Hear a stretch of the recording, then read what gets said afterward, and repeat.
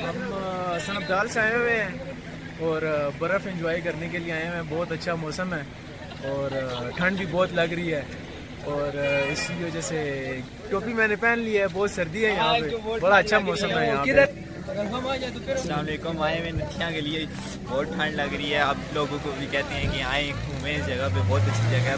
ऐसे ही लोग बाहर जाते हैं, पाकिस्तान काफ़ी अच्छा है, यहाँ पे आना चाहिए लोगों को एंजॉय करने के लिए मरी आए हुए हैं और बहुत एंजॉय कर रहे हैं। ये बर्फ़ देख रहे हो ना,